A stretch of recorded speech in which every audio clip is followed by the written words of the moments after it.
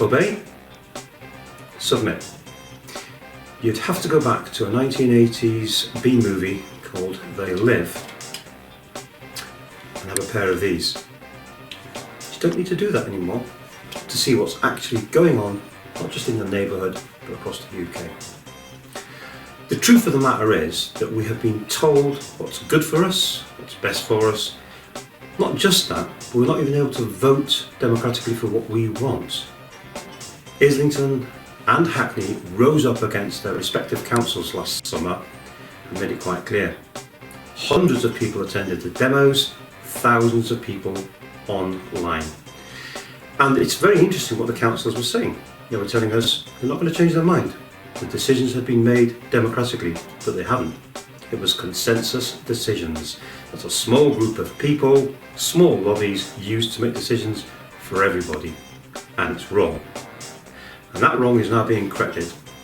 Several independents across Hackney and Islington have gone out of their way to say enough is enough. And they're out there for people to use so they can vote them in and make a big change in these councils. So on May the 6th, you might want to look very closely at what they're going to offer you against those that tell you what they think is best. So I've come down to Old Street to track down one of these independent candidates who set out to make changes in Islington's Bunhill ward. Martyn Perks, a local businessman, today launches his pledge to bring back democracy and accountability into local politics. Hi, my name's Martyn Perks. I'm standing as an independent councillor in Bunhill ward, Islington, May the 6th.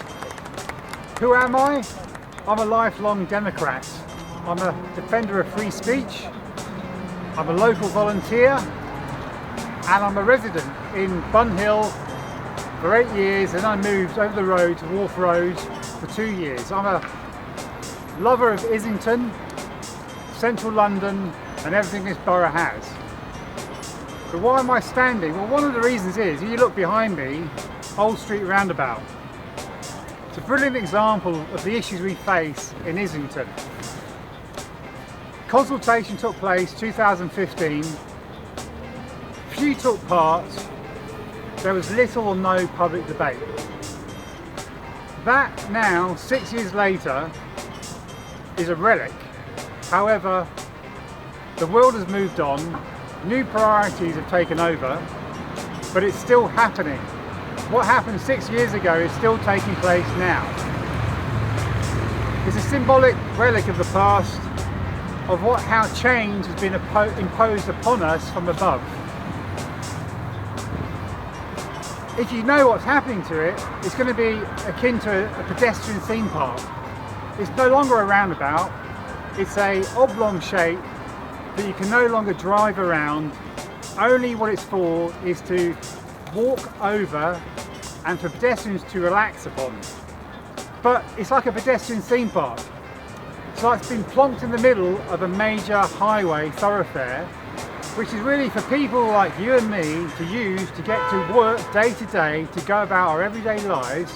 But in 2015, it was decided that that wasn't good enough, that it would be imposed upon us as a community to basically have our mobility, our transport curtailed, all in the name of what apparently those above in the council thought necessary, that we as people deserve. And I think that what it really points to for me is about a new battle line. No longer is politics about the left and the right, it's rather about those who think they know what's better for you and me, rather than letting us, the public, decide how to live our lives how we choose. The battle line is between the bureaucrats, the technocrats, the councillors, the elected elites, and between us, the public, the locals, the ordinary people, who are quite happy about going about our lives without, as I see it, any interference. They are keen to lecture us about our lives, our choices, about what to do, about our mobility, about how to curtail it, about our independence. As they see it, every day our autonomy is a problem. They want to take away our freedom, they want to take away our autonomy, but it's all in our best interests. if you listen to what they say. But of course we know through their endless surveys, platitudes and Excel spreadsheets that consultation is a sham. They want to hide behind that public consultation because they don't want to engage with us, the public, as an adult, in terms of encouraging a sensible debate or conversation between us about what we want or what we need to live out our lives, and instead they hide behind data and spreadsheets because it's an excuse rather to engage with us in a serious adult debate.